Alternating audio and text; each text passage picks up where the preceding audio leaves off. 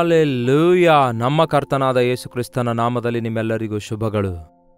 Good morning, good morning, good morning. ಈ ದಿನ very good morning for me, ನನಗಾಗಿ. ಯಾಕೆಂದರೆ ನನ್ನ ಜೀವಿತದಲ್ಲಿ ಇದು ಮತ್ತೊಂದು ದೇವರು ಮಾಡಿರುವ ಉಪಕಾರಗಳನ್ನು ನೆನೆಸಿಕೊಳ್ಳುವ ದಿನವಾಗಿದೆ. ನನ್ನ ಜನ್ಮದಿನ ಅಂತ ನಾನು ಹೇಳಲಿಕ್ಕಾಗಲ್ಲ, ಯಾಕೆಂದರೆ ಫೆಬ್ರವರಿ 29ನೇ ತಾರೀಕಿನಂದು ನಾನು 1952ನೇ ವರ್ಷದಲ್ಲಿ ಜನಿಸಿದ್ದೇನೆ. ನಾಳೆ ಮಾರ್ಚ್ 1ನೇ ತಾರೀಕಾಗಿರೋದ್ರಿಂದ, ಈ ದಿನವೇ ಈ ತಿಂಗಳಿನ ಕೊನೆ ದಿನ ಆಗಿರೋದ್ರಿಂದ ನನ್ನ ಜನ್ಮದಿನವೆಂದು ಭಾವಿಸಿ ದೇವರು ಮಾಡಿದ ಉಪಕಾರಗಳನ್ನು ನಾನು ನೆನೆಸಿಕೊಳ್ಳುತ್ತೇನೆ. ಒಬ್ಬ ವ್ಯಕ್ತಿ ತನ್ನ ಜೀವಿತ ದೇವರ ಕೈಗೆ ಅರ್ಪಿಸಿಕೊಡುವಾಗ ಹೇಗೆ ಉಪಯೋಗಿಸಿಕೊಳ್ಳುತ್ತಾರೆ ಎಂಬುದು ನೀವು ನೋಡ್ತಾ ಇದ್ದೀರಿ, ಕೇಳ್ತಾ ಇದ್ದೀರಿ.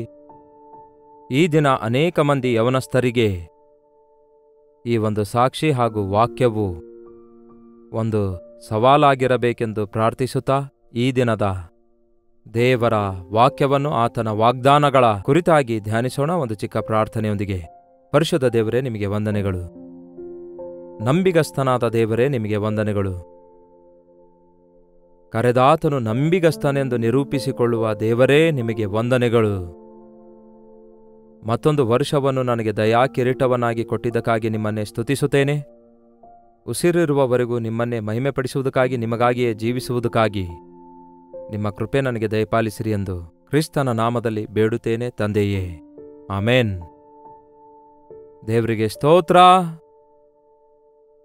ಬಹಳಷ್ಟು ಜನರು ಹ್ಯಾಪಿ ಬರ್ತ್ಡೇ ಜ್ಞಾಪಕ ಮಾಡಿಕೊಳ್ಳಬಾರದನ್ನುತ್ತಾರೆ. ಬರ್ತ್ಡೇ ಸೆಲೆಬ್ರೇಷನ್ ಎನ್ನುವುದು ಬೇರೆ ವಿಷಯ. ಆದರೆ ದೇವರು ಮಾಡಿರುವ ಉಪಕಾರ ಜ್ಞಾಪಕ ಮಾಡಿಕೊಳ್ಳಲಿಕ್ಕಾಗದೆ ಹೇಗಿರಲಿಕ್ಕಾಗತ್ತೆ ಪ್ರಿಯರೇ? ದೇವರು ನನ್ನ ಜೀವಿತದಲ್ಲಿ ಎಷ್ಟೋ ಮೇಲುಗಳನ್ನು ಮಾಡಿದ್ದಾರೆ. ನಿಮ್ಮಲ್ಲಿ ಅನೇಕರಿಗೆ ಅನೇಕ ಸಾರಿ ನಾನು ಹೇಳಿದ ಪ್ರಕಾರ 1952ನೇ ವರ್ಷದ ಲೀಫ್ ಇಯರ್ ಫೆಬ್ರವರಿ 29ನೇ ತಾರೀಕಿನಂದು ಪ್ರಸ್ತುತ ಕರ್ನಾಟಕ ರಾಜ್ಯದಲ್ಲಿರುವ ಬಳ್ಳಾರಿ ಜಿಲ್ಲೆಯಲ್ಲಿ ಸೆಂಟ್ ಮೇರಿಸ್ ಹಾಸ್ಪಿಟಲ್ನಲ್ಲಿ, ಆ ಕಾಲದಲ್ಲಿಯೂ ಇತ್ತು, ಇವಾಗಲೂ ಕೂಡ ಹಾಗೆಯೇ ಆಸ್ಪತ್ರೆ ಇದೆ, ಅಲ್ಲಿ ನಾನು ಜನಿಸಿದ್ದೇನೆ. ಯಾಕೆಂದರೆ ನನ್ನ ತಂದೆ ಆ ಹಾಸ್ಪಿಟಲ್ನಲ್ಲಿ ಇಂಜಿನಿಯರ್ ಆಗಿ ಕೆಲಸ ಮಾಡ್ತಿದ್ರು.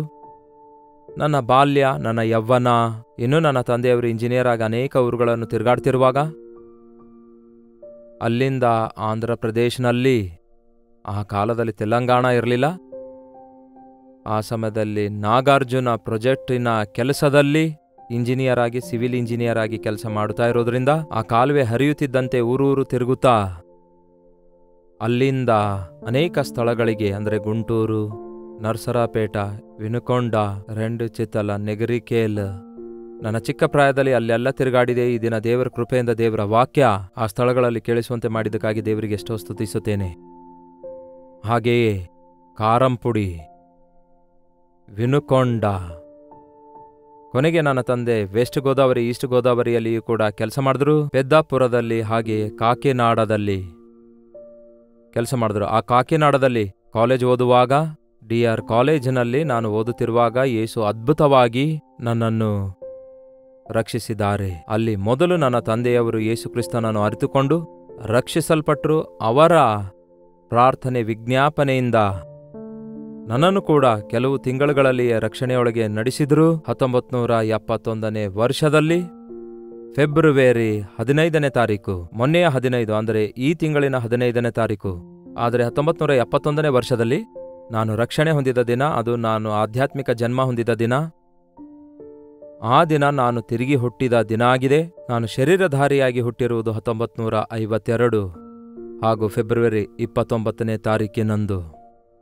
ನನ್ನ 18ನೇ ವರ್ಷ ಮುಗಿಸಿ ಜಸ್ಟ್ 19 ಇಯರ್ಸ್ ಪ್ರಾರಂಭಿಸುವುದಕ್ಕಿಂತ ಮುಂಚೆ ಯೇಸು ನನ್ನನ್ನು ರಕ್ಷಿಸಿದ್ರು.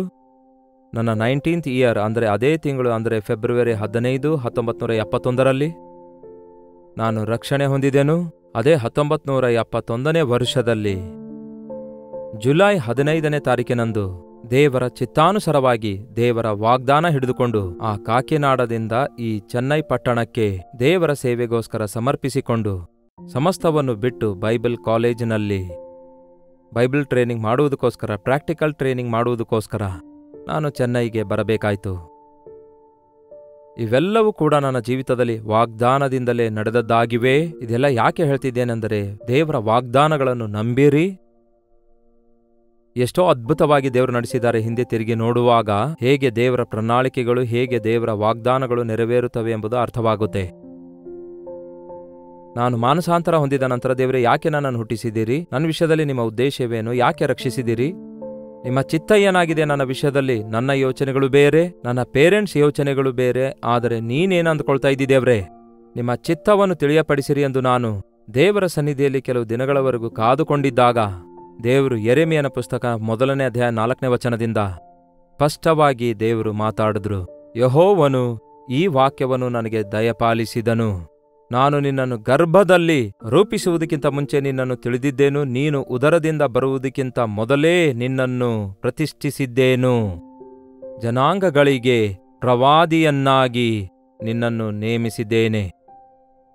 ಆಗ ನನಗೆ ಅರ್ಥ ಆಗಲಿಲ್ಲ ಪ್ರವಾದಿ ಅಂದರೆ ಏನೆಂದು, ಸೇವೆ ಅಂದರೆ ಏನೆಂದು. ಪಾಸ್ಟರ್ ಅಂದರೆ ಒಂದು ಬ್ಯಾಗ್ ಹಾಕಿಕೊಂಡು ಮನೆಗಳಲ್ಲಿ ಬೀದಿಗಳಲ್ಲಿ ತಿರುಗಾಡಬೇಕು, ಬೋಧಿಸಬೇಕು. ಆ ದಿನಗಳಲ್ಲಿ ಸೇವೆ ಅಂದರೆ ಹಾಗೇ ಇತ್ತು. ಊರೂರು ತಿರುಗಾಡಬೇಕು, ಬೀದಿಗಳಿಗೆ ಹೋಗಿ ಕರಪತ್ರಗಳನ್ನು ಹಂಚಬೇಕು ಅಂದುಕೊಳ್ತಾ ಇದ್ದೀವಿ. ಆದರೆ ನನಗೆ ಅರ್ಥವಾಗದಿದ್ರೂ ಕೂಡ ದೇವರು ನನ್ನನ್ನು ಕೋರಿಕೊಂಡಿದ್ದಾರೆ ಉಪಯೋಗಿಸಿಕೊಳ್ಳುವುದಕ್ಕಾಗಿ. ನಾನು ದೇವರ ಚಿತ್ತ ಇದೆ ಎಂದು ತಿಳ್ಕೊಂಡಾಗ ಮತ್ತೊಂದು ಮಾತಾಡದೆ ಆತನ ಮಾತಿಗೆ ವಿಧೇಯನಾಗಿ ಜುಲೈ 15ನೇ ತಾರೀಕು 71ನೇ ವರ್ಷದಲ್ಲಿ ಚೆನ್ನೈಗೆ ಬಂದೆ. ಹೆಚ್ಚು ಕಡಿಮೆ ನನ್ನ ಜೀವಿತದ ಒಂದೊಂದು ಪಾಯಿಂಟ್ ಹಂಚಿಕೊಳ್ಳಲಿಕ್ಕಾಗಲ್ಲ. ಅನುದಿನದ ಧ್ಯಾನದಲ್ಲಿ ಇದ್ದೇವೆ, ಹೆಚ್ಚು ಸಮಯ ನೀವು ಕಾದಿರಲಿಕ್ಕಾಗಲ್ಲ. ಆದರೆ ಅದರಲ್ಲಿ ಅಲ್ಪ ಸ್ವಲ್ಪವಾಗಿ ಹೇಳಬೇಕಾದ್ರೆ, ನಾನು ಜನಿಸಿರುವಂತಹ 52ನೇ ವರ್ಷದಿಂದ ಇಲ್ಲಿಯವರೆಗೂ ಗಮನಿಸಿ ನೋಡುವುದಾದರೆ 73 ವರ್ಷಗಳನ್ನು ಮುಗಿಸಿ 74ನೇ ವರ್ಷದೊಳಗೆ ಪ್ರವೇಶಿಸುತ್ತಿದ್ದೇನೆ. ನನ್ನ ಮೊದಲ 20 ವರ್ಷ ಇಲ್ಲವೇ 18-19 ವರ್ಷ ನನ್ನ ತಂದೆ ತಾಯಿಗಳ ಬಳಿಯಲ್ಲಿಯೇ ಆಡಂಬರದಿಂದ ಎಷ್ಟೋ ಪ್ರೀತಿಯಿಂದ ಆ ದಿನಗಳಲ್ಲಿ ಬೆಳೆದೆ. ಆ ನಂತರ 10 ವರ್ಷ ನೋಡುವುದಾದರೆ ಅಂದಾಜಿನಂತೆ ಹೇಳ್ತಿದ್ದೇನೆ, ಅಂದರೆ ನನ್ನ 19 ಇಲ್ಲವೇ 20 ಇಯರ್ಸ್ನಿಂದ 30 ಇಯರ್ಸ್ವರೆಗೂ ನಾನು ದೇವರ ಮಕ್ಕಳ ಮಧ್ಯದಲ್ಲಿ, ದೇವರ ಆಲಯದಲ್ಲಿ, ಈ ಚೆನ್ನೈ ಪಟ್ಟಣದಲ್ಲಿ ಕಾಂಪೌಂಡ್ ವಾಲ್ನಲ್ಲಿ, ದೇವರ ಆಲಯದ ಕಾಂಪೌಂಡ್ ವಾಲ್ನಲ್ಲಿ ಎಲ್ಲ ವಿಧವಾದ ಸೇವೆಗಳನ್ನು ಮಾಡುತ್ತಾ, ಚೆನ್ನೈ ಬೀದಿಗಳಿಗೆ ಹೋಗಿ ಸುವಾರ್ತೆಯನ್ನು ಪ್ರಕಟಿಸುತ್ತಾ, ಬೈಬಲ್ ಬಗ್ಗೆ ಕಲಿಯುತ್ತಾ, ಮೊಳಕಾಲೂರಿ ಪ್ರಾರ್ಥಿಸುತ್ತಾ, ಹೀಗೆ 10 ವರ್ಷಗಳವರೆಗೂ ದೇವರು ನನ್ನನ್ನು ಸಿದ್ಧಪಡಿಸಿದರು. ಆ 10 ವರ್ಷಗಳಲ್ಲಿ ಹೆಚ್ಚು ಬೀದಿಯ ಸೇವೆ, ನೀಲಗಿರೀಸ್ ಟ್ರೈಬ್ಸ್ ಸೇವೆ ಕೂಡ ಎಷ್ಟೋ ಮಾಡಿದ್ದೇನೆ. ನನಗೆ 30 ವರ್ಷ ಬರೋಷ್ಟೊತ್ತಿಗೆ, ಅಂದರೆ ಆ ನಂತರದ 10 ವರ್ಷ ನೋಡುವುದಾದರೆ, ಆ 30ನೇ ವರ್ಷದಿಂದ 40ನೇ ವರ್ಷದ ವಯಸ್ಸಿನವರೆಗೂ ನನ್ನ ಜೀವಿತ ನೋಡುವುದಾದರೆ, ಒಂದೊಂದು ಸಾರಿ ಅನಲೈಸ್ ಮಾಡಿ ಗಮನಿಸಿ ನೋಡುವುದಾದರೆ, ನನ್ನನ್ನು ದೇವರಲ್ಲಿಂದ ಹೊರಗೆ ತರುತ್ತಾರೆ, ವಿವಾಹಿತನನ್ನಾಗಿ ಮಾಡ್ತಾರೆ, ಬೀದಿಯ ಸೇವೆಯನ್ನು ಒಪ್ಪಿಸಿಕೊಡ್ತಾರೆ, ಸುವಾರ್ತೆ ಸೇವೆ ಮಾಡುವುದಕ್ಕಾಗಿ ದೇವರು ಸಹಾಯ ಮಾಡಿದ್ದಾರೆ, ಗ್ರಾಮಗಳನ್ನು ತಿರುಗಾಡಲು ಸಹಾಯ ಮಾಡಿದ್ದಾರೆ. ಅವಾಗ್ಲೂ ಕೂಡ ನನ್ನ 30ನೇ ವರ್ಷದಲ್ಲಿ ನನಗೆ ವಿವಾಹವಾದ ನಂತರ ಗಂಡ ಹೆಂಡತಿಯರಾಗಿ ಪ್ರಾರ್ಥಿಸಿ, ದೇವರೇ ನಮಗೆ ಯಾವ ಸೇವೆಯನ್ನಿಟ್ಟಿದ್ದೀರಿ, ನಮಗಾಗಿ ನಿಮ್ಮ ಪ್ರಣಾಳಿಕೆ ಏನಾಗಿದೆ, ನಿಮ್ಮ ಚಿತ್ತ ಏನಾಗಿದೆ ಎಂದು ಕೇಳಿದಾಗ ಆತನು ಸ್ಪಷ್ಟವಾಗಿ ಯೆಶಾಯನ ಪುಸ್ತಕ 55ನೇ ಅಧ್ಯಾಯ, ಯೆಶಾಯ 55ನೇ ಅಧ್ಯಾಯ 5ನೇ ವಚನದಿಂದ ದೇವರು ಮಾತಾಡಿದ್ರು. ಇದೇ ಅಧ್ಯಾಯದ 4ನೇ ವಚನ ಕೂಡ ನೋಡೋಣ. ಈ ವಚನಗಳು ಏನು ಹೇಳ್ತವೆ ಗಮನ ಕೊಟ್ಟು ಕೇಳಿ. ಇಗೋ, ನಾನು ಅವನನ್ನು ಜನಾಂಗಗಳಿಗೆ ಸಾಕ್ಷಿಯನ್ನಾಗಿಯೂ ನಾಯಕನನ್ನಾಗಿಯೂ ಅಧಿಪತಿಯನ್ನಾಗಿಯೂ ನೇಮಿಸಿದೆನು. ನಿನಗೆ ಗೊತ್ತಿಲ್ಲದ ಜನಾಂಗವನ್ನು ನಿನ್ನ ಅಧೀನಕ್ಕೆ ಕರೆಯುವಿ. ಇಸ್ರಾಯೇಲರ ಸದಮಲ ಸ್ವಾಮಿಯಾಗಿರುವ ನಿನ್ನ ದೇವರಾದ ಯೆಹೋವನು ನಿನಗೆ ವೈಭವ ಕೊಟ್ಟಿರುವುದನ್ನು ನೋಡಿ ನಿನ್ನನ್ನು ತಿಳಿಯದ ಜನಾಂಗವು ನಿನ್ನ ಆಶ್ರಯಕ್ಕೆ ಓಡಿ ಬರುವುದು. ನಾವು ಸೇವೆ ಪ್ರಾರಂಭಿಸುವುದಕ್ಕಿಂತ ಮುಂಚೆ ದೇವರು ಈ ವಾಗ್ದಾನ ನಮಗೆ ಕೊಟ್ಟಾಗ ನಮಗೆ ಬೇರೆ ಯಾವ ಆಧಾರ ಇರಲಿಲ್ಲ. ನಾವೊಂದು ಚಿಕ್ಕ ಗ್ರಾಮದಲ್ಲಿ ಪ್ರಾರಂಭಿಸಿದೆವು, ಚಿಕ್ಕ ಸೇವೆಯನ್ನು ಪ್ರಾರಂಭಿಸಿದೆವು. ನಿನಗೆ ಗೊತ್ತಿಲ್ಲದ ಜನಾಂಗವನ್ನು ನಿನ್ನ ಅಧೀನಕ್ಕೆ ಕರೆಯುವಿ, ನಿನ್ನನ್ನು ತಿಳಿಯದ ಜನಾಂಗ ನಿನ್ನ ಬಳಿಗೆ ಓಡಿ ಬರುವರು ಎಂಬ ಮಾತು ಈ ದಿನ ಅಕ್ಷರಶಃ ನೆರವೇರುತ್ತಾ ಇದೆ. ಒಂದು ವಿಶೇಷವಾದ ಸೇವೆಯನ್ನು ನಾನು ಮಾಡಬೇಕೆಂದು ದೇವರು ಕೊಟ್ಟ ಪ್ರೇರೇಪಣೆ ಮೇರೆಗೆ ದೇವರ ಮೇಲೆಯೇ ಆಧಾರಗೊಂಡು, ಒಂದು ಚರ್ಚ್ ಬಿಲ್ಡಿಂಗ್ ಇಲ್ಲದಿದ್ದರೂ, ಒಂದು ಸ್ವಂತ ಮನೆ ಇಲ್ಲದಿದ್ದರೂ, ಒಂದು ಸ್ವಂತ ವಾಹನವಿಲ್ಲದಿದ್ದರೂ, ದೇವರ ಕರೆ ಹಿಡಿದುಕೊಂಡು, ದೇವರ ವಾಗ್ದಾನ ಹಿಡಿದುಕೊಂಡು ಸೇವೆಯನ್ನು ಪ್ರಾರಂಭಿಸಿದಾಗ ಆ 10 ಇಯರ್ಸ್ ಅಂದರೆ 30 to 40 ಇಯರ್ಸ್ವರೆಗೂ ಎಷ್ಟೋ ಸ್ಥಳಗಳಲ್ಲಿ, ಎಷ್ಟೋ ವಿಧಾನದಲ್ಲಿ, ಎಷ್ಟೋ ರೀತಿಯಾಗಿ ಸುವಾರ್ತೆಯನ್ನು ಅನೇಕ ಚರ್ಚಸ್ಗಳಲ್ಲಿ, ಅನೇಕ ಯೂತ್ ಮೀಟಿಂಗ್ಗಳಲ್ಲಿ ಅನೇಕ ರೀತಿಯಾಗಿ ಪ್ರಕಟಿಸುವುದಕ್ಕಾಗಿ ದೇವರು ನನ್ನನ್ನು ಉಪಯೋಗಿಸಿಕೊಂಡಿದ್ದಾರೆ. ನನಗೆ 40 ವರ್ಷ ವಯಸ್ಸಾದ ಕೂಡಲೇ ಮಿನಿಸ್ಟ್ರಿಯಲ್ಲಿ ಎಕ್ಸ್ಪೆನ್ಷನ್ ನೋಡ್ತಾ ಇದ್ದೆ. ಮೊಟ್ಟ ಮೊದಲು ರೇಡಿಯೋ ಸೇವೆಯನ್ನು ದೇವರು ಕೊಟ್ಟರು. ಅದರ ವಿಷಯದಲ್ಲಿ ಕೂಡ ದೇವರಿಗೆ ಬೇಡಿಕೊಂಡಾಗ ರೋಮಪುರದವರಿಗೆ ಬರೆದ ಪತ್ರಿಕೆ, ಈ ವಾಗ್ದಾನ ದಯವಿಟ್ಟು ನೋಟ್ ಮಾಡಿಕೊಡ್ರಿ. ಒಂದು ವೇಳೆ ನನ್ನ ಸಾಕ್ಷಿ ನಿಮಗೆ ಅಗತ್ಯವಿಲ್ಲದಿದ್ದರೂ ದೇವರು ಹೇಗೆ ಹಂತ ಹಂತವಾಗಿ ನಡೆಸುತ್ತಾರೆ ಎನ್ನುವುದನ್ನು ನೋಡ್ತೇವೆ. ರೋಮಪುರದವರಿಗೆ 15ನೇ ಅಧ್ಯಾಯ 20ನೇ ವಚನ. ರೋಮಪುರದವರಿಗೆ 15:20. ಮತ್ತೊಬ್ಬರು ಹಾಕಿದ ಅಸ್ತಿವಾರದ ಮೇಲೆ ಕಟ್ಟಬಾರದೆಂದು ಮನಸ್ಸಿನಲ್ಲಿ ನೆನೆಸಿ ಇತರರು ಕ್ರಿಸ್ತನ ಹೆಸರನ್ನು ತಿಳಿಸಿದ ಕಡೆಯಲ್ಲಿ ಸುವಾರ್ತೆಯನ್ನು ಪ್ರಕಟಿಸುವುದಿಲ್ಲವೆಂಬುದಾಗಿ ನಿಷ್ಕರ್ಷ ಮಾಡಿಕೊಂಡೆನು. ಏನಂತೆ? ಕ್ರಿಸ್ತನ ಹೆಸರನ್ನು ತಿಳಿಸಿದ ಕಡೆಯಲ್ಲಿ ಸುವಾರ್ತೆಯನ್ನು ಪ್ರಕಟಿಸುವುದಿಲ್ಲ ಎಂಬುದಾಗಿ ನಿಷ್ಕರ್ಷ ಮಾಡಿಕೊಂಡೆನು. ಹಾಗೆಯೇ ಮಾಡಿದೆನು ಅನ್ನುತ್ತಾನೆ. ಎಷ್ಟೋ ಗ್ರಾಮಗಳಲ್ಲಿ ತಿರುಗಾಡಿದೆ. ಹೆಚ್ಚು ಕಡಿಮೆ 60 ಲಕ್ಷದಷ್ಟು ಗ್ರಾಮಗಳು ಆ ಕಾಲದಲ್ಲಿದ್ದುವು. ಹಾಗಾಗಿ ಎಷ್ಟೋ ತಿರುಗಾಡಿ ಇನ್ನೂ ಕ್ರಿಸ್ತನ ನಾಮ ಅರಿಯದೇ ಇದ್ದಂತಹ ಗ್ರಾಮ ಎಷ್ಟೋ ಇವೆ. ಕ್ರಿಸ್ತನನ್ನು ಅರಿಯದವರು ಎಷ್ಟೋ ಜನ ಇದ್ದಾರೆ ಎಂದು ಪ್ರಾರ್ಥಿಸುವಾಗ ದೇವರು ಅದ್ಭುತವಾಗಿ ರೇಡಿಯೋ ಸೇವೆ ಕೊಟ್ಟರು. ರೇಡಿಯೋ ಮುಖಾಂತರ, ಟ್ರಾನ್ಸಿಸ್ಟರ್ ಮುಖಾಂತರ ಗುಡಿಸಲಿನಲ್ಲಿದ್ದವರು, ಗುಡ್ಡಗಳಲ್ಲಿದ್ದಂಥವರು, ಮನೆಯಲ್ಲಿದ್ದಂಥವರು ಆ ದಿನಗಳಲ್ಲಿ ಪ್ರತಿಯೊಬ್ಬರು ಕೂಡ ಈ ದಿನಗಳಲ್ಲಿ ಮೊಬೈಲ್ ಹೇಗೆ ಬಳಸುತ್ತಾರೋ ಆ ದಿನಗಳಲ್ಲಿ ಒಂದು ಟ್ರಾನ್ಸಿಸ್ಟರ್ ಇಟ್ಕೊಂಡು ಅನೇಕ ಪ್ರೋಗ್ರಾಮ್ಸ್ ಕೇಳ್ತಾ ಇದ್ರು. ಆ ದಿನಗಳಲ್ಲಿ ನೋಡ್ತಾ ಇರಲಿಲ್ಲ, ಕೇಳ್ತಾ ಇದ್ರು ಅಷ್ಟೇ. 20 ಇಯರ್ಸ್ ದೇವರು ರೇಡಿಯೋ ಸೇವೆ ಮಾಡಲು ಸಹಾಯ ಮಾಡಿದ್ದಾರೆ. ನನಗೆ 50 ಇಯರ್ಸ್ ವಯಸ್ಸಾಗೋಷ್ಟೊತ್ತಿಗೆ ಜಂಪ್ ಮಾಡಿ ಹೇಳ್ತಾ ಹೋಗ್ತಿದ್ದೇನೆ ಕೇಳಿ. 50 ವರ್ಷ ಬರೋಷ್ಟೊತ್ತಿಗೆ ದೇವರು ನನಗೆ ಟಿವಿ ಸೇವೆ ಕೊಟ್ರು. ಟಿವಿ ಸೇವೆಯ ಕುರಿತು ಕೂಡ ದೇವರು ನನಗೆ ಕೊಟ್ಟ ವಾಗ್ದಾನ ರೋಮಪುರದವರಿಗೆ ಬರೆದ ಪತ್ರಿಕೆ 9ನೇ ಅಧ್ಯಾಯ. ರೋಮಪುರದವರಿಗೆ ಬರೆದ ಪತ್ರಿಕೆ 9ನೇ ಅಧ್ಯಾಯ 17ನೇ ವಚನ ಓದುತ್ತಾ ಇದ್ದೇನೆ, ಕೇಳ್ರಿ. ಹಾಗೆಯೇ 16ನೇ ವಚನದಿಂದ ಕೂಡ ಓದುತ್ತೇನೆ, ಕೇಳ್ರಿ. ಆದುದರಿಂದ ದೇವರ ದಯವು ಮನುಷ್ಯರಿಗೆ ಇಚ್ಛಯಿಸುವುದರಿಂದಾಗಲಿ ಪ್ರಯತ್ನಿಸುವುದರಿಂದಾಗಲಿ ದೊರೆಯದೆ ದೇವರ ಕರುಣೆಯಿಂದಲೇ ದೊರೆಯುವುದು. ನಾನು ಈ ಟಿವಿ ಸೇವೆ ಪ್ರಾರಂಭಿಸಿ ಸ್ವಲ್ಪ ದಿನಗಳಾದ್ಮೇಲೆ ನಿಲ್ಲಿಸಬೇಕಾಯ್ತು. ಆ ಟಿವಿ ಸೇವೆಗಾಗಿ ದುಡ್ಡು ಕಟ್ಲಿಕ್ಕಾಗದೆ ದೇವರ ವಾಗ್ದಾನ ಏನೆಂದು ಕೇಳಿದಾಗ, ನೀನು ಮಾಡುವಂಥದ್ದಲ್ಲ, ಆದರೆ ನಿನ್ನನ್ನು ಟಿವಿಯಲ್ಲಿ ನೋಡುವಂಥವರಲ್ಲ ನಿನ್ನನ್ನು ಪೋಷಿಸುವುದು ನನ್ನಿಂದಲೇ ಆಗ್ತದೆ ಎಂದು ಹೇಳಿದರು. ಅಷ್ಟಕ್ಕೂ ದೇವರೇ ನನಗೆ ಟಿವಿ ಸೇವೆ ಮಾಡನುತ್ತೀರಾ ಎಂದು ಬೇಡಿಕೊಂಡಾಗ ನಂತರದ ವಚನದ ಭಾಗದಲ್ಲಿ ದೇವರು ಹೇಳ್ತಾರೆ, ನಾನು ನಿನ್ನಲ್ಲಿ ನನ್ನ ಶಕ್ತಿಯನ್ನು ತೋರಿಸಿ ನನ್ನ ಹೆಸರು ಲೋಕದಲ್ಲೆಲ್ಲ ಪ್ರಖ್ಯಾತಿ ಪಡಿಸಬೇಕೆಂಬ ಉದ್ದೇಶದಿಂದಲೇ ನಿನ್ನನ್ನು ಉನ್ನತ ಸ್ಥಾನಕ್ಕೆ ತಂದಿದ್ದೇನೆ ಅಂದರು. ನಿನ್ನಲ್ಲಿ ನನ್ನ ಶಕ್ತಿಯನ್ನು ಈ ಲೋಕಕ್ಕೆ ತೋರಿಸಬೇಕೆಂದು ನನ್ನ ನಾಮವು ಭೂಲೋಕದೆಲ್ಲೆಡೆ ಪ್ರಖ್ಯಾತಿ ಪಡಿಸಬೇಕೆಂಬ ಉದ್ದೇಶದಿಂದ ನಿನ್ನನ್ನು ಆರಿಸಿಕೊಂಡೇನು ಅನ್ನುತ್ತಾರೆ. ಎಷ್ಟು ಸ್ಪಷ್ಟವಾಗಿ ದೇವರು ಮಾತಾಡಿದ್ರು ನೋಡಿ. ಟಿವಿಯ ಮುಖಾಂತರ ಎಷ್ಟು ಊರು, ಎಷ್ಟು ಪಟ್ಟಣಗಳಿಗೆ ನಾನು ಹೋದಾಗ, ನನಗೆ 50 ವರ್ಷ ವಯಸ್ಸು ಬಂದಾಗ, ಅಂದರೆ ದಶಕಗಳಿಂದ ನಾನು ಪಟ್ಟಂತಹ ಪ್ರಯಾಸ ಯಾರಿಗೂ ಗೊತ್ತಿರಲಿಲ್ಲ. ನಾನು ಪಟ್ಟ ಪ್ರಯಾಸ ಯಾರಿಗೂ ಗೊತ್ತಿರಲಿಲ್ಲ. When I came on the TV I was exposed. ಎಲ್ಲರಿಗೂ ಗೊತ್ತಾಯಿತು. ಅಷ್ಟೇ ಅಲ್ಲ, ಟಿವಿಯ ಮುಖಾಂತರ ಲೂಕ್ ಆ್ಯಂಡ್ ಕಾರ್ನರ್, ಕ್ರಿಸ್ತನ ನಾಮ ಅರಿಯದಂಥವರ ಮನೆಯೊಳಗೂ ಕೂಡ ಕ್ರಿಸ್ತನ ನಾಮ ಹೋಗಲಾರಂಭಿಸಿತು. ಅನೇಕರು ಯೇಸುವನ್ನು ಅರಿತುಕೊಂಡರು. ನನಗೆ 60 ಇಯರ್ ವಯಸ್ಸು ಬಂದಾಗ ದೇವರು ಮಾಡಿರುವಂತಹ ಈ 40 ವರ್ಷ, ಇಲ್ಲವೇ ನನ್ನ ಜೀವಿತದಲ್ಲಿ 60 ವರ್ಷ ಅಂದರೆ ಈಗಾಗಲೇ ನಾನು ಸೇವೆ ಮಾಡುತ್ತಾ 40 ವರ್ಷ ಆಗಿತ್ತು. ಆ ಒಂದು 40 ವರ್ಷಗಳವರೆಗೂ ಸೇವೆ ಮಾಡಿರುವ ಫಲಿತವಾಗಿ ದೇವರು ಒಂದು ವಾಗ್ದಾನ ಕೊಟ್ಟರು. 126ನೇ ಕೀರ್ತನೆ 5ನೇ ವಚನದ ಪ್ರಕಾರ, ಅಳುತ್ತಾ ಬಿತ್ತುವಂಥವರು ಏನಂತೆ ಸಂತೋಷದಿಂದ ಹಾಡುತ್ತಾ ಕೊಯ್ಯುವರು. ನನಗೆ 60 ವರ್ಷ ವಯಸ್ಸು ಬರೋಷ್ಟೊತ್ತಿಗೆ ಉಜ್ಜೀವನ ಕೂಟಗಳನ್ನು ನಾವು ಏರ್ಪಡಿಸುತ್ತಾ ಇದ್ದೆವು. ಎಲ್ಲೇ ಕೂಟ ಏರ್ಪಡಿಸಿದಾಗ ಬಹಳ ಸಂಖ್ಯೆಯಲ್ಲಿ ಜನರು ರೇಡಿಯೋ ಸೇವೆ ಮೂಲಕ, ಟಿವಿ ಸೇವೆ ಮೂಲಕ ವಾಕ್ಯ ಕೇಳಿ ರಕ್ಷಣೆ ಹೊಂದಿರುವಂತಹ ಒಂದೊಂದು ಪಟ್ಟಣಗಳಲ್ಲಿ ಮೀಟಿಂಗ್ಸ್ ಇಟ್ಟಾಗ ಸುತ್ತಮುತ್ತಲಿರುವ ಗ್ರಾಮಗಳಿಂದ ಜನರು ಗುಂಪು ಗುಂಪಾಗಿ ಬರುತ್ತಾ ಇದ್ರು. ಕರ್ತನು ಅವರಿಗೆ ಮಾಡಿದ ಉಪಕಾರದ ಬಗ್ಗೆ ಹೇಳ್ತಾ ಇದ್ರು ಮತ್ತು ದೇವರ ಕೃಪೆಯಿಂದ ಅವರನ್ನು ಬಲಪಡಿಸುತ್ತಿದ್ದೆವು. ನಂಬಿಗಸ್ತನಾದ ದೇವರು, ಒಬ್ಬನು 1000ವಾಗುವನು, ಅಲ್ಪನಾದವನು ದೊಡ್ಡ ಜನಾಂಗವಾಗುವನು ಎಂಬ ಮಾತು ವಾಸ್ತವವೇ ಎಂದು ನಾನು ಗ್ರಹಿಸಿಕೊಂಡೆ.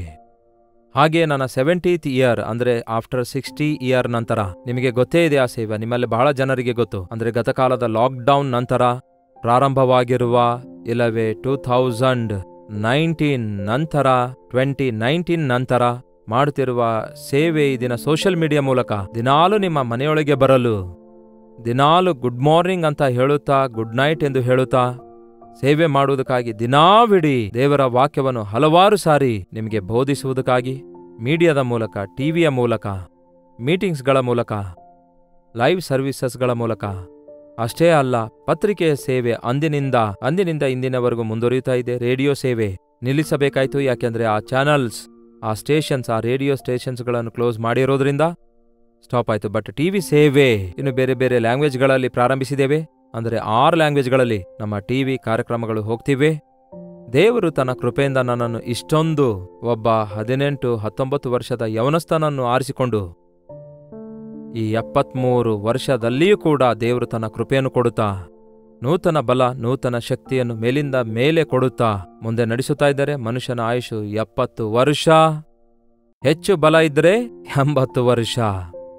ಕೆಲವೊಂದು ಸಾರಿ ಅಂದುಕೊಳ್ತೇನೆ, ದೇವರೇ ನನಗೆ ಇನ್ನೂ ಎಷ್ಟು ಕಾಲ ಇದೆ, ಇನ್ನು ಮುಂದೆ 5 ವರ್ಷವೋ, ನನ್ನ ಹಿಂದೆ ಇಷ್ಟು ವರ್ಷ ಕೊಟ್ಟಿದೆಯಲ್ಲ, ಮುಂದೆ ಇನ್ನೂ 5 ವರ್ಷಗಳಿವೆಯೋ, ಅಂದ್ರೆ ಕೆಲವೇ ವರ್ಷವೇ, ನಾನು ಇನ್ನೂ ಏನ್ ಮಾಡಲಿ, ಇನ್ನೂ ಹೆಚ್ಚು ಸೇವೆ ಮಾಡಿ ಪೂರ್ತಿಗೊಳಿಸಬೇಕು. ನೀವು ಹಾಕಿಕೊಂಡಿರುವ ಪ್ರಣಾಳಿಕೆಗಳನ್ನೆಲ್ಲ ನೆರವೇರಿಸದೆ ಈ ಭೂಲೋಕ ನಾನು ಬಿಡಬಾರದು ದೇವರೇ. ಇನ್ನು ಎಲ್ಲವೂ ತೀರಿತು ಎಂಬುದಾಗಿ ಯಾವ ರೀತಿ ನೀವು ಈ ಲೋಕಕ್ಕೆ ಬಂದು ನಿಮ್ಮ ತಂದೆಯ ಚಿತ್ತವನ್ನು ನೆರವೇರಿಸಿದ್ದೀರೋ, ಹಾಗೆಯೇ ನಿಮ್ಮ ರಕ್ತದಲ್ಲಿ ಕೊಂಡುಕೊಳ್ಳಲ್ಪಟ್ಟ ನಾನು ಬದುಕುವ ಕಾಲವೆಲ್ಲ ನಿಮಗಾಗಿ ಬದುಕಬೇಕೆಂದು, ನಾನು ಬದುಕಿರುವವರೆಗೂ ನಿಮಗಾಗಿಯೇ ಬದುಕಬೇಕೆಂದು, ನಿಮ್ಮ ನಾಮವನ್ನೇ ಮಹಿಮೆಪಡಿಸಬೇಕು ಎಂದು ಅನುದಿನವೂ ಕೂಡ ನಾನು ಹೀಗೆ ಪ್ರಾರ್ಥಿಸ್ತೇನೆ.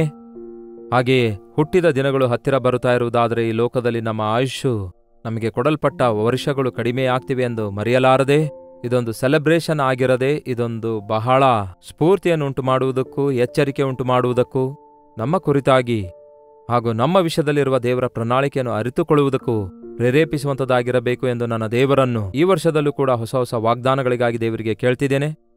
74ನೇ ವರ್ಷಕ್ಕೆ ಪ್ರವೇಶಿಸುತ್ತಿರುವ ನನಗೋಸ್ಕರವೂ ನೀವು ಕೂಡ ಪ್ರಾರ್ಥಿಸಿರಿ. ವಯಸ್ಸಿನಿಂದ ಬರುವ ಬಲಹೀನತೆಗಳ ನಿಮಿತ್ತ ಎಲ್ಲಿಯೂ ಕೂಡ ದೇವರ ಸೇವೆ ಎಂದು ಸ್ಲೋ ಆಗದಂತೆ, ಇಲ್ಲವೇ ನಿಂತು ಹೋಗದಂತೆ, ದೇವರ ಕೃಪೆಯಲ್ಲಿ ಅಂತ್ಯದವರೆಗೂ ನೂತನ ಬಲದೊಂದಿಗೆ ದೇವರಿಗಾಗಿ ಜೀವಿಸುವ ಹಾಗೆ ನಿಮ್ಮ ಅನುದಿನದ ಪ್ರಾರ್ಥನೆಯಲ್ಲಿ ನನ್ನನ್ನು ಜ್ಞಾಪಕ ಮಾಡಿಕೊಳ್ಳಿರಿ. ಯವನಸ್ಥರೇ, ನಿಮ್ಮ ಜೀವಿತವನ್ನು ದೇವರ ಕೈಗೆ ಅರ್ಪಿಸಿಕೊಡಿರಿ. ಎಷ್ಟು ಜನರಿಗೆ ನೀವು ಆಶೀರ್ವಾದಕರವಾಗಿರುತ್ತೀರೋ ಆಗ ನಿಮಗೆ ಅರ್ಥ ಆಗುತ್ತೆ, ಆಗ ನೀವು ಗುರುತಿಸುವವರಾಗಿರ್ತೀರಿ. ತಂದೆ ತಾಯಿಗಳೇ, ನಿಮ್ಮ ಮಕ್ಕಳನ್ನು ದೇವರಿಗೆ ಸಮರ್ಪಿಸಿರಿ. ಲೋಕದಲ್ಲಿ ದೊಡ್ಡ ವ್ಯಕ್ತಿಗಳಾಗಿ ಎಷ್ಟೇ ಕೋಟ್ಯಾಂತರ ಸಂಪಾದಿಸಿದ್ರು, ಎಷ್ಟೇ ಸಂಬಳವನ್ನು ಅವರು ಸಂಪಾದಿಸಿದ್ರೂ ಕೂಡ ವ್ಯರ್ಥ. ಆತ್ಮಗಳನ್ನು ಸಂಪಾದಿಸುವ ಕೃಪೆ, ದೇವರ ರಾಜ್ಯದಲ್ಲಿರುವಂತಹ ಭಾಗ್ಯ ನಿಮ್ಮ ಮಕ್ಕಳಿಗೂ ದೊರಕಬೇಕಾದರೆ ನಿಮ್ಮ ಮಕ್ಕಳನ್ನು ದೇವರ ಸೇವೆಗೆ ಸಮರ್ಪಿಸಿರಿ. ನಿಮ್ಮ ಮಕ್ಕಳನ್ನು ದೇವರ ಭಯದಲ್ಲಿ ಬೆಳೆಸಿರಿ. ನಿಮ್ಮ ಮಕ್ಕಳಿಗೆ ಯವನ ಕಾಲದಲ್ಲಿ ನೊಗಹೋರುವುದನ್ನು ಕಲಿಸಿರಿ. ದೇವರು ನನಗೆ ಕೊಟ್ಟ 3 ಮಂದಿ ಮಕ್ಕಳನ್ನು ನನ್ನ ಸಾಮರ್ಥ್ಯದ ಮೇರೆಗೆ ಬೆಳೆಸಲು ಹಾಗೂ ದೇವರ ಸೇವೆಯಲ್ಲಿ ನಿಲ್ಲಿಸುವುದಕ್ಕೂ, ದೇವರ ಸೇವೆಯಲ್ಲಿ ಅವರು ಮುಂದುವರಿಯುವುದನ್ನು ನೋಡಿ ಆನಂದಿಸಲು ದೇವರು ನನಗೆ ಸಹಾಯ ಮಾಡ್ತಿದ್ದಾರೆ. ನನಗೋಸ್ಕರವೂ, ನನ್ನ ಹೆಂಡತಿಗೋಸ್ಕರವೂ, ಹಾಗೆಯೇ ನನ್ನ 3 ಮಂದಿ ಮಕ್ಕಳ ಕುಟುಂಬಕ್ಕೋಸ್ಕರವೂ, 10 ಮಂದಿ ಮೊಮ್ಮಕ್ಕಳಿಗೋಸ್ಕರವೂ ನಿಮ್ಮ ಪ್ರಾರ್ಥನೆಯಲ್ಲಿ ನೆನೆಸಿಕೊಳ್ಳಿರಿ. ನಿಮಗೋಸ್ಕರವೂ ನಾನು ಪ್ರಾರ್ಥಿಸ್ತಿದ್ದೇನೆ. ಈ ಒಂದು ದಿವಸ ವಿಶೇಷವಾಗಿ ನನಗೋಸ್ಕರವೂ ಪ್ರಾರ್ಥಿಸಿರಿ ಎಂದು ನಿಮ್ಮನ್ನು ಪ್ರೀತಿಯಿಂದ ಕೇಳಿಕೊಳ್ತೇನೆ. ಚಿಕ್ಕ ಪ್ರಾರ್ಥನೆ. ಪರಿಶುದ್ಧ ದೇವರೇ, ನಿಮಗೆ ವಂದನೆಗಳು. ಶ್ರೇಷ್ಠ ದೇವರೇ, ನಿಮಗೆ ವಂದನೆಗಳಯ್ಯ. ಯಾವ ಪ್ರಯೋಜನಕ್ಕೆ ಬಾರದ ಯವನಸ್ಥನಾಗಿ ನಾನು ತಿರುಗಾಡುತ್ತಿರುವಾಗ, ನಿಮ್ಮ ಅನಾದಿ ಸಂಕಲ್ಪದ ಮೇರೆಗೆ ನಾನು ತಾಯಿಯ ಗರ್ಭದಲ್ಲಿರುವಾಗಲೇ ನನ್ನ ವಿಷಯದಲ್ಲಿ ನೀವು ಹಾಕಿಕೊಂಡಿರುವ ಯೋಚನೆಗಳ ಮೇರೆಗೆ ನನ್ನನ್ನು ಆರಿಸಿಕೊಂಡು, ನನ್ನನ್ನು ರಕ್ಷಿಸಿ, ನನ್ನನ್ನು ಪರಿಶುದ್ಧಗೊಳಿಸಿ, ನಿಮ್ಮ ಸೇವೆಯಲ್ಲಿ ಉಪಯೋಗಿಸಿಕೊಳ್ಳುತ್ತಾ ನಿಮ್ಮ ಚಿತ್ತಕ್ಕಾಗಿ ಬದುಕಲು ಸಹಾಯ ಮಾಡುತ್ತಿರುವುದಕ್ಕಾಗಿ ನಿಮಗೆ ವಂದನೆಗಳು. ಕೈ ಬಿಡುವುದಿಲ್ಲ, ತೊರೆದು ಬಿಡುವುದಿಲ್ಲ ಎಂದು ಹೇಳಿದ ದೇವರೇ, ನಿಮ್ಮ ದೊಡ್ಡ ಯೋಚನೆಗಳನ್ನು ನೆರವೇರಿಸಿರಿ. ಮಾತು ಕೊಟ್ಟ ದೇವರೇ, ನಿಮ್ಮ ಮಾತು ನೆರವೇರಿಸುತ್ತಿರುವುದಕ್ಕಾಗಿ ವಂದನೆಗಳು. ಕರೆದಾತನು ನಂಬಿಗಸ್ತನು ಎಂದು ನಿರೂಪಿಸುತ್ತಿರುವುದಕ್ಕಾಗಿ ವಂದನೆಗಳು. ದೇವರ ಸೇವೆ ಕರೆ ಹೊಂದಿಕೊಂಡು, ಕರೆ ಇದ್ರೂ ಕೂಡ ಸೇವೆಗೆ ಬರಲು ಹಿಂಜರಿಯುತ್ತಾ ಇರುವಂತಹ ಪ್ರತಿ ಯವನಸ್ಥರ ಸಂಗಡ ಈ ದಿನ ಮಾತಾಡಿರಿ ದೇವರೇ. ದೇವರ ಸೇವೆ ಮಾಡಿದರೆ ನನಗೇನು ಸಿಗುತ್ತೆ ಎಂಬ ಆಲೋಚನೆಯುಳ್ಳವರಾಗಿರದೆ, ದೇವರ ಸೇವೆ ಮಾಡುವುದೇ ಧನ್ಯವೆಂದು, ಯಹಲೋಕದಲ್ಲಿಯೂ ಪರಲೋಕದಲ್ಲಿಯೂ ದೇವರು ಕೊಟ್ಟ ದಿವ್ಯ ದಾನಗಳನ್ನು, ಆಶೀರ್ವಾದಗಳನ್ನು ನೋಡಬಲ್ಲೆವು ಎಂದು ಗುರುತಿಸಲು ಸಹಾಯ ಮಾಡಿರಿ.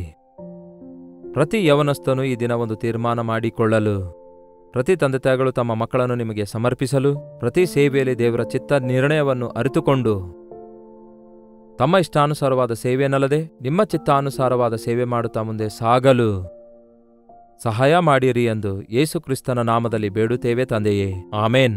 ನಮ್ಮ ತಂದೆಯಾದ ದೇವರ ಪ್ರೀತಿಯೂ, ಮಗನಾಗಿರುವ ಕ್ರಿಸ್ತನ ಕೃಪೆಯೂ, ಆದರಣೆಕರ್ತನಾದ ಪವಿತ್ರಾತ್ಮನ ಸಹವಾಸವು ಕೂಡಿ ಬಂದಿರುವ ನಮ್ಮೆಲ್ಲರ ಸಂಗಡ ಸದಾಕಾಲಕ್ಕೂ ನೆಲೆಯಾಗಿರಲಿ. ಆಮೇನ್. ದೇವರಿಗೆ ಸ್ತೋತ್ರ. ನನಗೋಸ್ಕರವೂ ಪ್ರಾರ್ಥಿಸಿರಿ. ಈ ನನ್ನ ಸಾಕ್ಷಿ ನಿಮಗೆ ಆಶೀರ್ವಾದಕರವಾಗಿರುವುದಾದರೆ ಆ ವಿಷಯವನ್ನು ತಿಳಿಯಪಡಿಸಿರಿ. ನಿಮ್ಮ ಪ್ರಾರ್ಥನಾ ಮನವಿ ಕೂಡ ತಿಳಿಸಿರಿ. 8939731313 ನಂಬರ್ಗೆ. ನೀವು ಇತರ ದೇಶದಿಂದಲೂ ಸಹ ವೀಕ್ಷಿಸುವುದಾದರೆ ಕೊಡಲ್ಪಟ್ಟ ಇದೇ ನಂಬರ್ಗೆ ಒಂದು ಟೆಕ್ಸ್ಟ್ ಇಲ್ಲವೇ ವಾಯ್ಸ್ ಮೆಸೇಜ್ ಮುಖಾಂತರ ತಿಳಿಯಪಡಿಸಿರಿ. ನಿಮಗಾಗಿ ನಾನು ಪ್ರಾರ್ಥಿಸ್ತೇನೆ, ನೀವು ಕೂಡ ನನಗಾಗಿ ಪ್ರಾರ್ಥಿಸಿರಿ. ಕರ್ತನ ಚಿತ್ತವಿರುವುದಾದರೆ ಮತ್ತೆ ನಾಳೆ ಇದೇ ಅನುದಿನದ ಧ್ಯಾನ ಎಂಬ ಕಾರ್ಯಕ್ರಮದಲ್ಲಿ ಮತ್ತೊಮ್ಮೆ ಭೇಟಿಯಾಗೋಣ. ಅಲ್ಲಿವರೆಗೂ ದೇವರ ಮಹಾಕೃಪೆ ನಿಮ್ಮೆಲ್ಲರೊಂದಿಗಿರಲಿ.